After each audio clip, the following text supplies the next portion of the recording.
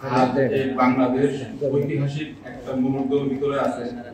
দীর্ঘ 17-20 বছরের যে ফ্যাসিস্ট সরকারের যে আমল ছিল খুনি হাসিনা, তার ঐতিহাসিক রায়ের মাধ্যমে দেশ আজকে একটা বিশাল অর্জনের ভিতর দিয়ে যাচ্ছে। সেই অর্জনটা কি? সেই অর্জনটা হলো বাংলার মাটিতে যে অপকর্ম, অত্যাচার, অন্যায় দীর্ঘদিন যাবৎ প্রতিষ্ঠিত হয়েছিল, যা নিয়মে রূপান্তরিত হয়েছিল, সেই জিনিসগুলো থেকে আইনের শাসন প্রতিষ্ঠার জন্য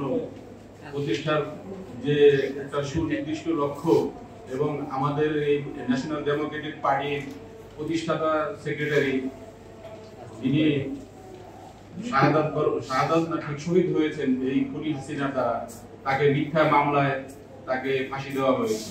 তো উনি একটা এই আন্তর্জাতিক অপরাধ ট্রাইব্যুনালের একটা কথা উনি বলে গেছিল যে এই আদালতটা যেন কন্টিনিউ করে, কারণ পরবর্তীতে রাজনৈতিক পরিক্রমা বা পরিবেশ চেঞ্জ হলে যেন সবাই বিচার এখানে হইতে পারে, যারা দেশ এবং জনগণের সাথে প্রতারণামূলক কর্মকাণ্ডে জড়িয়ে পড়বে অথবা যে কোনো ধরনের অন্যায় করলে যে সেখান থেকে পার পাওয়া যায় না, সেই জিনিসটার জন্যই উনি উপলব্ধি করে বলে গেছেন এবং ওনার ভবিষ্যৎবাণী আজকে সত্য হয়েছে। সেই যে কোর্ট হাসিনা তৈরি করেছিল ঠিক একই কোর্টে আজকে তার মৃত্যুদণ্ড হয়েছে। এই মৃত্যুদণ্ডের রায়ের মাধ্যমে সমস্ত বাঙালি জাতি একটা আনন্দ, উচ্ছ্বাস এবং বাংলার আকাশে জমে থাকা যত কালো মেঘ সবই দূরীভূত হয়েছে। আশা করি ভবিষ্যতে আস্তে আস্তে যত ধরনের উদ্ধার হয়ে জনগণের উপরে নানা ধরনের প্রত্যেকের বিচার এই বাংলার মাটিতে এইভাবে হবে, এটাই আমাদের আশা। আমরা আমাদের ন্যাশনাল ডেমোক্রেটিক পার্টির প্রতিষ্ঠাতা বার্ষিকী আমাদের একটা র্যালি ছিল, সেখানে আমাদের মূল আলোচনা বিষয় ছিল যেন খুনি হাসিনার দ্রুত ফাঁসির রায় হয় এবং বিচার যেন খুব দ্রুত হয়।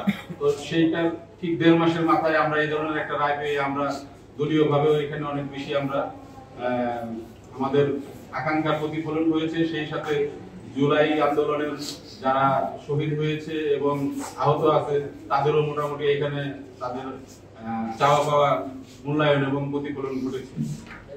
যাই হোক, আমি মূল আলোচনায়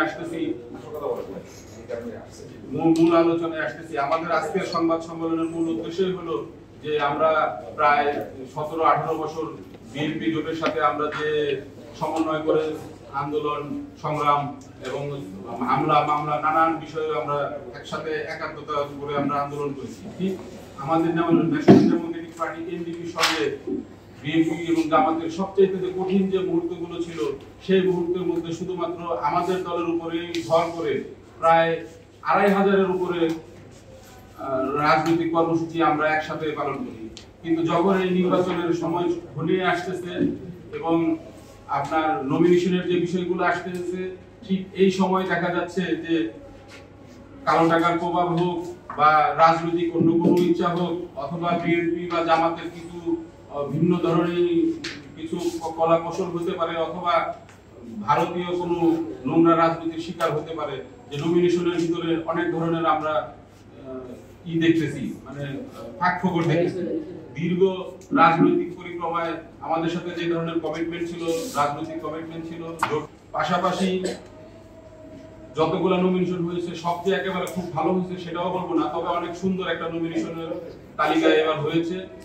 সেইখান থেকে কিছু কিছু জায়গায় অন্তত তাদের যে ব্যাখ্যা ছিল, যদি কোনো প্রার্থী ভিন্ন ধরনের আচরণ করে থাকে অথবা কারো বিরুদ্ধে কোনো অভিযোগ থাকে অথবা জনগণ যদি প্রত্যাখ্যান করে, সেই ক্ষেত্রে তারা নতুন করে চিন্তা করবে। একইভাবে আমরা যারা জোটভুক্তীয় যারা বিভিন্ন আসনে আমরা নির্বাচনের চিন্তা ভাবনা করেছি, এখানে যে বিষয়গুলো একটু আরেকটু দ্রুত সিদ্ধান্ত নেওয়ার ব্যাপারে বলবো, আমরা আমাদের প্রচেষ্টাও চালিয়ে যাচ্ছি, কারণ যত সময় চলে যাচ্ছে ততই আমাদের প্রস্তুতির ব্যাপারটা থেকে যায়। তো সেই একটা সুষ্ঠু পরিকল্পনা এবং প্রস্তুতির জন্য বাকি যে গ্যাপগুলো আছে এগুলো দ্রুত মিট আপ করার জন্য আমরা বিএনপি এবং অন্যান্য যে যারা আমাদের সাথে সংযুক্ত আছে তাদেরকেও বলবো যে এই বিষয়গুলো দ্রুত একটা সমাধান দেওয়ার জন্য। তো ফরিদগঞ্জ 4 আসনে বিএনপির দলীয় মনোনয়ন কেন্দ্র করে সাম্প্রতিক সময়ে যে অস্থিতিশীল, উত্তপ্ত ও উদ্বেগজনক পরিস্থিতি সৃষ্টি হয়েছে, তা ফরিদগঞ্জ সহ সারা দেশের গণতন্ত্রকামী মানুষের মনে ভীষণ আশঙ্কার জন্ম দিয়েছে। আমরা লক্ষ্য করেছি বঙ্গবন্ধু পরিষদের আজীবন সদস্যপ্রাপ্ত ও আওয়ামী লীগের ডেমি প্রার্থী হিসাবে অতীতে নির্বাচন করায় লায়ন হারুনুর রশিদ বিভিন্ন দোসর ক্যাডার ও বাহিনী ব্যবহার করে ফরিদগঞ্জকে উত্তেজনা সৃষ্টি, বিশৃঙ্খলা উস্কে দেওয়া এবং জনগণের স্বাভাবিক জীবনযাত্রাকে ব্যাহত করছে। অপরদিকে বিএনপির অন্য মনোনীত প্রত্যাশী এম এ হান্নান তার অনুসারী সমর্থকদের সঙ্গে নিয়ে ভাঙচুর, সড়ক অবরোধ এমন কিছু কার্যকলাপে লিপ্ত হয়েছে, যার ফলে ফরিদগঞ্জের জনজীবন অচল, ব্যবসা বাণিজ্য ব্যাহত ও সাধারণ মানুষের চলাচল মারাত্মকভাবে ক্ষতিগ্রস্ত হয়েছে। এই ধরনের পরিস্থিতিতে ফরিদগঞ্জে শান্তি, ঐক্য ও রাজনৈতিক স্বচ্ছ এবং সামাজিক স্থিতিশীলতার জন্য অত্যন্ত ক্ষতিকর। ফরিদগঞ্জবাসী আজ বিভক্ত, আতঙ্কিত এবং রাজনৈতিক অস্থিতিশীলতায় জর্জরিত। এইরকম সংকটময় পরিস্থিতিতে ন্যাশনাল ডেমোক্রেটিক পার্টি এনডিপি মনে করে এখন ফরিদগঞ্জের উত্তপ্ত পরিস্থিতি স্বাভাবিক করতে হলে প্রয়োজন গ্রহণযোগ্য, পরিচ্ছন্ন ও জনগণ ভিত্তিক নেতৃত্ব। এই প্রেক্ষাপটে এনডিপি স্পষ্টভাবে বলতে চায়, ফরিদগঞ্জের শান্তি, স্থিতিশীলতা ও গণতান্ত্রিক পরিবেশ ফিরিয়ে আনতে একমাত্র উপযুক্ত ব্যক্তি হলো সাবেক সফল উপজেলা চেয়ারম্যান, বিএনপির ত্যাগী নেতা, 17 বছর ধরে হামলা মামলা শিকার হয়ে রাজপথে অটল থাকা জননেতা হাজী মোজাম্মেল। তিনি একজন পরিচ্ছন্ন ইমেজের রাজনীতিবিদ, কর্মী, নেতা ও সাধারণ মানুষের কাছে গ্রহণযোগ্য, দলের প্রতি নিবেদিত, পরীক্ষিত ও জনপ্রিয়। হাজী মোহাম্মদ মোজাম্মেলকে মনোনয়ন দিলে ফরিদগঞ্জের রাজনৈতিক উত্তেজনা দ্রুত উপশমিত হবে, বিভক্ত পরিবেশ ঐক্য ফিরবে, সাধারণ মানুষের আস্থা ও সমর্থন ফিরবে, বিএনপি সাংগঠনিকভাবে শক্ত অবস্থায় নিয়ে নির্বাচনে অংশ নিতে পারবে, সর্বস্তরের মানুষের সাদরে গ্রহণ করবে। তাই ফরিদগঞ্জের রাজনৈতিক স্থিতিশীলতা, জনগণের শান্তি এবং একটি গ্রহণযোগ্য গণতান্ত্রিক পরিবেশ নিশ্চিত করার স্বার্থে এনডিপির স্পষ্ট দাবি, ফরিদগঞ্জের বিএনপির দলীয় মনোনয়ন অবশ্যই হাজী মোজাম্মেলকে দিতে হবে। ইতিমধ্যে লায়ন হারুনুর রশিদ তার দলবল পাশাপাশি ছত্রবেশী আওয়ামী লীগের দালাল একত্রিত হয়ে অন্যদের নানান ভাবে হুমকি দামকি দিচ্ছে। তারা ক্ষমতায় আসার পর সবাইকে দেখে নেওয়ার হুমকি প্রদান করছে। বাংলাদেশের প্রতিটা রন্ধ্রে রন্ধ্রে আওয়ামী লীগ এবং তাদের দোসররা এমন ভাবে সংযুক্ত, যেটা খুব সহজে নিষিদ্ধ করলেই নিষিদ্ধ হয়ে যাবে না, বাট এটাকে ধীরে ধীরে প্র্যাকটিস করে জনগণের সম্পৃক্ততা করে তারপরে তাদেরকে প্রতিহত করাটাই একমাত্র রাস্তা। আওয়ামী লীগ যে শব্দটা, এই শব্দটার সাথে যত ধরনের অপকর্ম, সন্ত্রাসী কার্যকলাপ সবকিছু যুক্ত আছে, যেটা আপনারা একেবারে প্রকাশ্যেই দেখেছেন। এটা আমাদের চাইতে আপনারা বেশি জানেন, কারণ আপনারা সারা বাংলাদেশে বিচরণ করেন। দ্বিতীয়ত, আওয়ামী লীগ এবং আওয়ামী লীগ যে শক্তিটা, এই শক্তিটা মূলত বাংলা এবং বাংলার জনগণের জন্য কখনোই কার্যকরী ছিল না, থাকবেও না, হবেও না। এইটা একটা বৈদেশিক শক্তি। এটা ভারতীয় কিছু এজেন্ডা বাস্তবায়ন করার জন্য তারা ছলে বলে কৌশলে নানান ভাবে বাংলাদেশে আবির্ভাব ঘটায় তাদের শক্তি। তাদের কিছু ইস্যু থাকে, তাদের কিছু ব্যবসা বাণিজ্য থাকে, সেগুলোকে তারা প্রসারিত করার জন্য এটার উপরে ভর করে। মূলত এই পুরো বিষয়টাই হলো একটা বিদেশি একটা উপনিবেশ শক্তি, যেটা সরাসরি ভারত থেকে নিয়ন্ত্রিত হয়, যার পিছনে শক্তিশালী রয়ের একটা ইন্ধন থাকে বরাবরই। এই জিনিসগুলো এখন একেবারে খোলাসা হয়ে গেছে। 5 আগস্টের পরে আপনারা দেখেছেন যে ভারতীয় নানান গোয়েন্দা বাহিনী, তাদের সংশ্লিষ্ট ব্যক্তিবর্গ যারা ছিল, যারা হত্যা, গুম, খুনের সাথে সরাসরি যুক্ত ছিল, তারা প্রকাশ্যে কিভাবে লাফায় লাফায় পালিয়ে গেছে। তাদের সাথে বাংলাদেশের কিছু লোককে তারা পয়সা দিয়ে কিনে সেই লোকগুলোকে ব্যবহার করতো, তাদেরকেও তারা তাদের সঙ্গে করে নিয়ে গেছে। যারা যাইতে পারে না তারা বর্ডারে বিশৃঙ্খলা সৃষ্টি করছে, এগুলো সবাই জানে। আগে একটা সময় ছিল যে হয়তো মুখে মানুষে বলতো, কোনো এভিডেন্স কেউ বিশ্বাস করতো না, বাট এখন এমন একটা সময় তথ্য প্রযুক্তির এই যুগে সারা পৃথিবী এই জিনিসগুলো প্রকাশ্যে দেখে।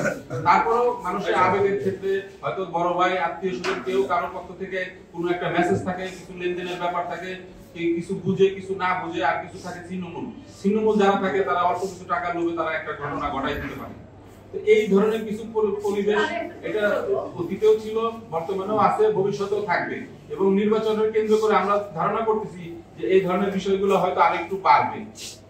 আপনারা গত 2 দিনে যদি সোশ্যাল মিডিয়া গুলো অবজারভেশন করেন, দেখবেন যে যারা পালিয়ে যাওয়ার জন্য বিভিন্ন জায়গায় ধর্ণা দিচ্ছে, আত্মদান করছে, সেনাবাহিনীর সাথে আঘাত করে যারা পালিয়ে গেছে, তারা এখন বিভিন্ন রাষ্ট্রের জায়গায় সেখান থেকে তারা ভিডিও কলের মাধ্যমে আবার হুমকি দামকি দিচ্ছে।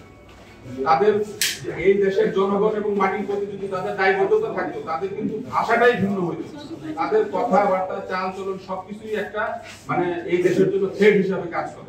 ক্ষমতায় থাকার পরে কিছু মানুষ হয়তো তাদের কিছু জিনিস হয়তো ভালো লাগতে পারে, সেই ক্ষেত্রে কিছু মানুষের কিছু ভোটের যে ভোটের বিষয়টা হয় প্রার্থী কেন্দ্রিক।